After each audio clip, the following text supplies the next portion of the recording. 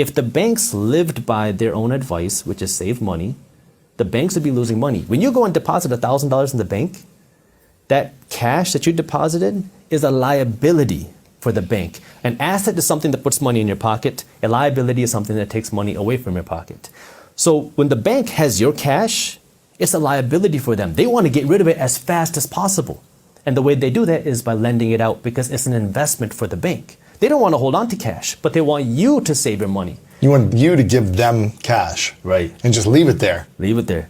And what's happening to your cash while it's there? It's losing value to inflation each and every day. Every day that you keep your cash in the bank, you're becoming poorer each and every day. Now it's funny, I made a video on this in 2016. It was my first video to go viral. It was called You're Guaranteed to Go Broke If You Do This. And I was talking about inflation at 2 to 3%. If you keep your cash in the bank, you're going broke every single day. Now here we are. 8.5%. 8.5%. Yeah. And now people are starting to realize, wow, this inflation is a real problem. And so now when you keep your cash in the bank is paying you 0.01%, maybe 0.5% if you're lucky, and they're turning around lending it for 5%, 6%.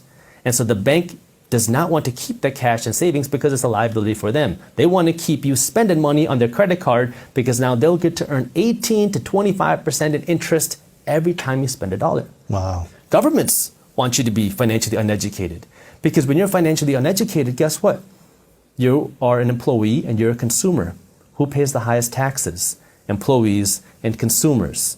Everybody knows that rich people don't pay taxes. It makes people angry, but a lot of times we don't understand why. Right. And we get angry at the wrong things and the wrong reasons. Yeah. But the more you make as a business owner, until you're like uber rich, I feel like you're spending a lot on taxes. You are. And you know what? And there's a lot of things that you can do legally to pay less money in taxes. And there's different ways that you can invest your money that pay less money in taxes. So I'll give you a couple examples. Yeah. Let me start with this.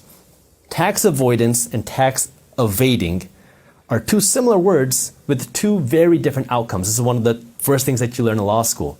Tax evading is illegal. Yes. You go to jail. Yes. Tax avoiding is legal, and then you get hated for doing that. But this is the way it works. But you're playing within a system, the rules of the system. And if you learn the IRS code, it's a rule book. Mm-hmm. And the people who understand the rule book are the people who have the money to hire the good accountants and the good attorneys.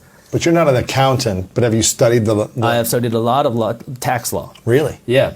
And so what happens is wealthy people will understand how this works, play within that system, and pay little to no money in taxes. What are 3 things that people who are making $500,000 and above should be doing to avoid taxes better? So let's start with, I'm going to assume that you have either some sort of your own income, you're a side hustler, or you are a business owner. Yes. So if you make $500,000, let's assume that's profit. You are taxed on income. So if you take out a salary, that's going to be taxed.